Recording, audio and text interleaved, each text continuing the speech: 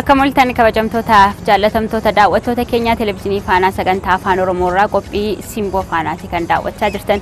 Qophii keenya har'aatiin immoo egaa giddugala qorannoo qonnaa qolumsaa sin daawwachiisuu fi kan jiru mooraasaa keessa seennee hojii akkamii hojjechaa jira giddugalli kun hawaasa naannoo foo keessumattuu immoo uummata qonnaan bulaatiif bu'aa akkamii argamsiisaa jira kan jiru qophii keenyaan kan daawwanne simbiraan dhaqqabsiisnaati haga xumura qophichaatti nu daawwadha.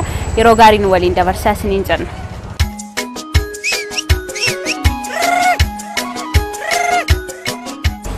Nagaa jirtu fayyaa keessanii nagaadha baga nagaan nu eddanii. Maqaan koo Dabalee Dabalaan jedhama. Ani daayirektara giddugala qorannoo qonna qolumsaati. An hojjennu hojii qorannoo qonnaati. Kaayyoon keenya teekinooloojii haaraa kan jiruu fi jireenya qonnaan bulaa fooyyessuu danda'u baasuudha. Teekinooloojii kana qorannoon erga baafnee booda madaksina. Erga madaksinee qonnaan bultoota akka isaan teekinooloojii kana irratti baratanii beekan goona.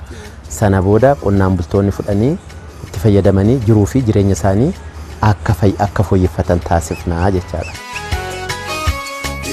Giddugalli kun giddugala Inistituutii Qorannoo Qonna Itoophiyaa jala jiran keessaa isa tokkoo fi isa hangafadha. Kan hundeeffame naannoo akka lakkoofsa faranjiitti bara 1966dha.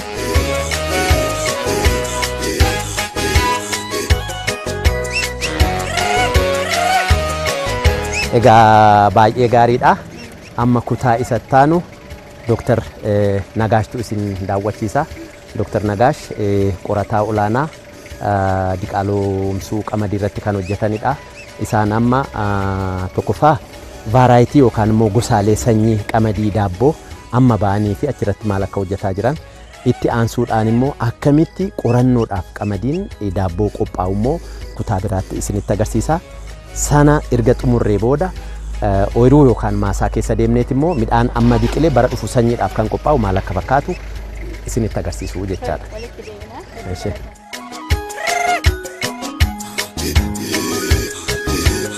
Akka umurii isaa hojii bal'aa hojjeteera jechuu dandeenya. Egaa akka umurii isaa as giddugaleessa kana kan jiru gosoota midhaan adda addaadha. Keessumaa qamadiin iddoo olaanaa qaba malee. Egaa yeroo dheeraa hojii hojjetaa ture yeroo baay'ee wanni gaarii ba'aniiru wanni gaariis qotee bulaan itti fayyadameera keessumaa qotee bulaadhaaf kan ta'udha. Erga as dhiyoodhaa garuu maalii mootummaanis xiyyeeffannaa qamadii irratti erga godhe qamadiin as keessatti hojjetaman dur namnu nu harkaa fudhachuu didu hamma sirriitti itti gargaaramaa jira jechaadha. Kanaaf garaagarummaan jiru maalinni hojiin akkuma jirutti ta'e hamma namni dantaa yookiinis immoo itti fayyadamuu qamadiin kun itti baramaa dhufe. Qotee bulaan keenya nu gaafata sanyii gosa filatamaa hin barbaada. Garmalee barbaada jechuudha. Kanarraa kan ka'e hojiin as keessatti hojjetame egaa akka umurii isaadhaa sayedhu ilaaluun hin danda'ama. Hojii guddaatu hojjetame keessuma qamadiidhaan wanna guddaatu ta'ee jira jechuudha. Biyyattii keessatti gosoota qamadii jiran keessuma daabboodhaaf kan ta'an asumaati kan isaan maddan jechuudha.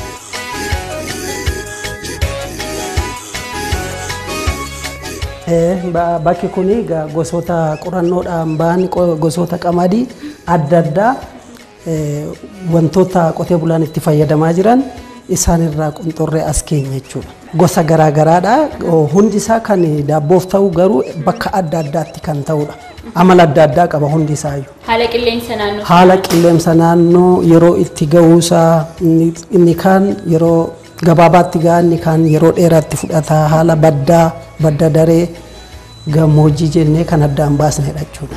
Mee as keessatti muraasa isaatu nuuf kaastani. Amma fakkeenyaaf danda'a kan jedhamu kuni baddaatti lafa ta'u yeroo dheeraa fudhata ga'uudhaaf illee jechuudha. King bird kan jennu kun immoo lafa badda daree yookiin immoo lafa gadi bu'aa gammoojjiitti bakka ta'uudha yeroo dhiyootti kan geessudha jechuudha. Waanee kan jennu kun immoo badda daree giddugaleessatti kan ta'u yeroo giddugaleessatti kan ga'uu danda'udha jechuudha. Dakaanis akkasuma oomishtummaa isaa laatantu adda addadha. Dakaan isa kanarraa fooyyee qaba. Kun dura ba'e kun eddasii fooyyee kan ba'edha jechuudha. yogguu danda'an ba'e danda'an jalqaba gaarii ture. Isarra dhaabbannee immoo fooyyessinee kan danda'a caalu immoo deebisnee baasna jechaadha. Amma fakkeenyaaf kan danda'a caalan booruu kan jennu kun bakka danda'an itti biqilutti yookiin ta'utti margutti ta'a. Booruun kan gan oomisha guddaa kan laatu danda'a caalaa jechuudha. Maaliif qorannoon keenya kan inni irratti xiyyeeffatu wanna jalqaba arganne kan caalu ta'uu qaba. Callaadhaan kan caalu kan dabalu ta'uu qaba.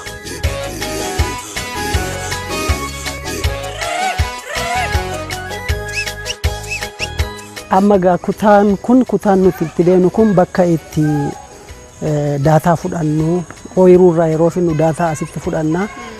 Ooyiruu yeroo deebisnee geessinus asitti qopheeffanna jechuudha. Kutaan kun kutaa itti qopheessinu achi yeroo finnus iddoo daataa laaboraatooriitti fudhannudha jechuudha.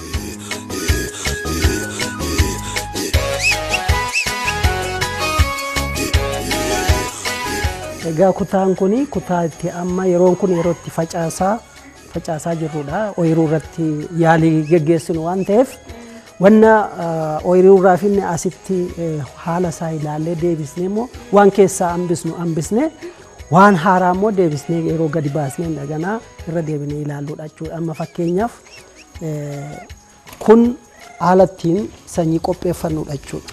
Kanatti akka kanaatti qopheessinee kun fakkeenyaaf lafarra yeroo deemu eessa akka bu'u eessa akka faca'u agarsiisa jechuudha. Koodiidha jechuudha kun.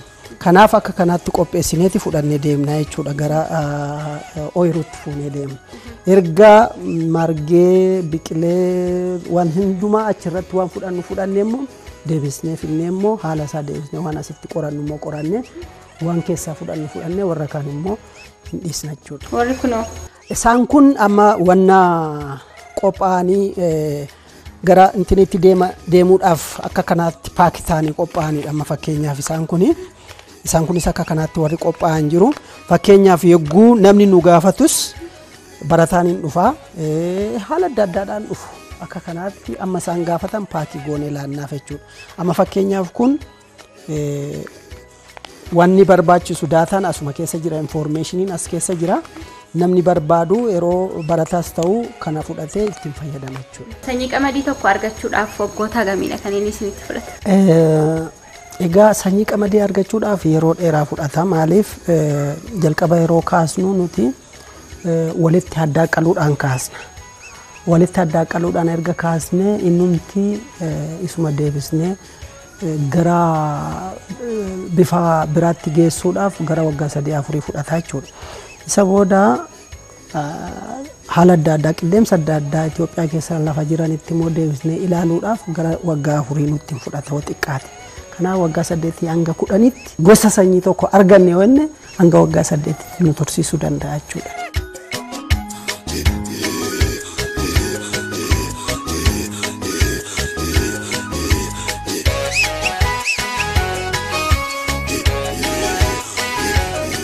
Amma immoo kan argamnu maashinarii sheedii keenya jalatti. Egaa qorannoo qonnaa keenya keessatti qorannoo qonnaatiin dabalata maashinarii irratti yookaan immoo maashinarii qonnaa irratti leenjiin kennina itti fayyadamtootaa fi akkasumas immoo maashinarii kamtu hojii bareedaa hojjeteetoo oomishaaf oomishtummaa guddisuu danda'a kan jedhu qorannoo irratti adeemsifna. Isa kana adeemsifnu maashinariiwwan isaan kanaanii fi maashinaroota isaan kana fayyadamuudhaan hojii kana adeemsifna jechaadha. Isaan asitti arganu kun walumaa galatti maashinarii hojii qonna duraa, hojii qonna lammaffaa, akkasumas immoo sanyii masmaraan facaasuu fi hojii adda addaa kan hojjetan. Isaan kunis akkasuma meeshaalee hojii qonnaa hojjetanidha. Kan duubatti arginu kan sanyii masmaraan facaasudha. Isaan kun fiwulii yookaan nadaajii fi humna akkasumas immoo yeroo kan qusatu meeshaa maarashaa hojii qonna duraatiif kan tajaajilu jechaadha. Isaan kun immoo haamaadhaaf meeshaalee itti fayyadamnudha. Combine harvesterii jedhamu. Egaa akkuma dura ibse meeshaalee kana tokkoffaa dallaa keenya keessatti teekinooloojiiwwan duratti argitan qorannoodhaan ba'an sana ittiin baay'ifna as keessatti deebinee ittiin leenjifna. Maal leenjifna? Opereetaroota hin leenjifna. Warra maashinarii suphan hin leenjifna. isaan kun immoo baaniit qonnaan bultootaaf akkasumas yuuniyonotaaf deebi'anii dhaabbilee garagaraatiif han tajaajila kennan asitti leenjifamu asitti itti agarsiifamu jechaadha.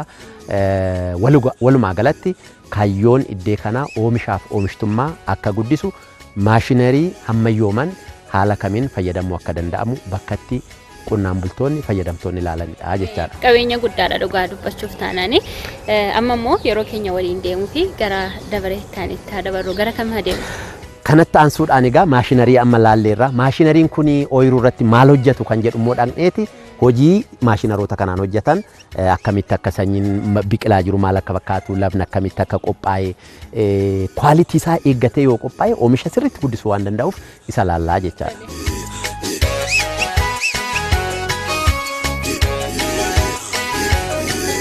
Amma gaa'ii dura teekinooloojiiwwan baafne achi keessatti argineerra. Qamadii daabboo gosa adda addaa 18 kan ta'an argitaniitu suni qamadii haaraa dhiyeenya kana ooyiruu qonnaan bulaarra jiranii jechaadha.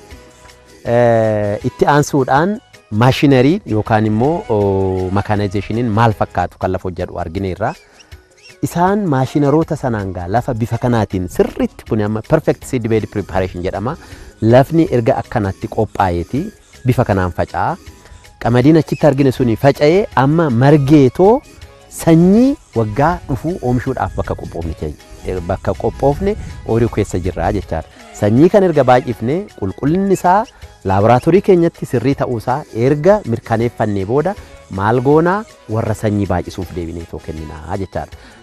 Haaluma kanaatiin bara dhufu sanyii qamadii daabboo sanyii jalqabaa jennaan yookaan immoo initial seed yookaan immoo EGS jennaani isaan gara kuntaala 4,000 ol oomishuudhaaf qophoofnee jira jechaadha. Qophiin keenya gaa kana fakkaata jechaadha. Sanyii warra baay'isu yeroo jennu tarii qonnaan bulaadha moo dhaabbatadha moo eenyutu isinirraa fudhata?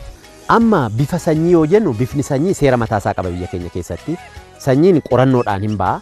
Erga qorannoodhaan bahee booda bifa kanaatiin ooyiruu qorannoo irratti hin baay'ata. Erga baay'atee oomishamee qulqullinni isaa warra qulqullina sanyii mirkaneessuun mirkanaa'ee booda eenyuuf kennina dhaabbata sanyii filatamaa kan baay'isan akka dhaabbata sanyii filatamaa Oromiyaa EABC kan jedhan Ethiopian Agricultural Business Corporation isaaniif yuuniyonota warra sanyii baay'isuudhaaf heeyyama qaban akkasumas immoo warri dhuunfaa warri sanyii baay'isuudhaaf heeyyama qaban isaaniif kennina. Nuti Oromiyaa qofaa fi miti sanyii kan baay'ifnu guutuu Itoophiyaa irratti akkuma qamadii nuti qindeessinuuf guutuu Itoophiyaa irratti dhaabbata sanyii filatamaa jiran kan Amaaraa haa ta'u kan warra Kibbaa haa ta'u kan riijinoota dhiyeenya kana dhaabbatan haa ta'anii akkasumas riijiniin hunduu kan Itoophiyaa keessa jiran asii dhufanii sanyii ka'umsaa fudhatu jechaadha. Isaaniif kennina.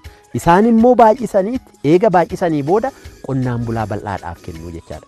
Umurii yeroo gabaabaa waan qabu fakkaata. Hagamidha kun? Amma kuni guyyaa naannoo guyyaa 10 erga faca'eeti jechaadha. Naannoo guyyaa 10 amma itti aanuudhaan guyyaa 21 gaafa ta'e maal goona amma aramaan tokko nas jalaan margaa jiraati.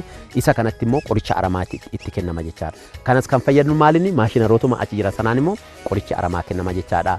Egaa yeroo yeroodhaan tajaajila barbaachisu kennuudhaan oomisha gaa akka argannu tajaajila gaan kennamuufii qaba jechaadha. Qonnaan bultoonnis bifuma kanaatiin yoo han hojjetatan ta'e oomishnii fi oomishtummaan qamadii isaan argatan guddaa ta'e biyyaafillee waan guddaa gumaachuu danda'a jechaadha. Hojii isin hojjettan immoo dhugumatti dinagdee biyyattii utubuu keessatti iddoo guddaa akka qabus kaasnee jirra waan ta'eef namni hojii hojjetu immoo hanqina dhabu yookaan bu'aa bahii hedduu keessa darbeedha kan galma gahu waan ta'eef ammatti kana rakkannee kanatu hudhaan nuti ta'e waan jettan qabdu. Egaa amma nuti kan oomishtummaa chaalenjii nu godhu keessaa amma bosonuu yookaan kurupheen as keessa jiru kanan jira. Akkuma bifa sagantaa ashaaraa magariisaa fi haala adda addaatiin kan ka'e naannoon keenya bosona hin eegnaa bosona qaba. Bosonni kun immoo bineensota kanaaf baay'ee bakka jireenyaa ta'ee fi kanaaf baay'ee dhufaniiti midhaan keenya nu jalaa nyaatu. Kana amma fakkeenyaaf warra dhimmi ilaalu wajjin dubbanneetoo haala kamiin bineensota kana asii akka kaafnu irratti yoo hin godhin gara fuuldura irratti baay'ee dhiibbaa nurratti fiduu jechaadha. Kannan biraa haalli jijjiirama qilleensaa yeroo baay'ee chaalenjii nu godha. Roobni jijjiirama guddaa fidaa jira. Amma bara kana yeroodhaan qonna qotuu hin dandeenye roobni yeroo dheeraadhaaf roobe yeroo facaasan ga'ummoo hin dhaabbate amma immoo yeroo facaafnu immoo nu jalaa deebi'ee roobe argitanii maashinariin maasaa seenuu hin danda'u yeroo akkanaa kana isaan kun chaalenjii muraasa nurratti fidu haa ta'uuti nuti giddu gala qorannoo qonnaa keessa warra jiru waan ta'eef hamma danda'ametti waan dandeenye gochuudhaan wanna nurraa eeggamu gumaachuudhaaf carraaqna. Obbo Dabaleen egaa hiyyamamaa taatanii waan nu daawwachiisaa ooltaniif akkasumas immoo yeroo keessan aarsaa taasistan hundaaf maqaa daawwattoota keenyaaf hedduu galatoomaa isiniin jenna. Isinis galatoomaa. Ulfaadha. Waan nu laaltaniif. Kabajamtoota daawwattoota keenyaa qophii simboo keenya har'aatiin giddu gala qorannoo qonnaa qolumsaadha kan nuti isin daawwachiisne egaa waa hedduudha kan iddoo kanatti argine haga xumuraatti waan nu daawwachaa turtaniif ulfaadhaa isiniin jenna hawwii fiqaaduun ture nagaatti.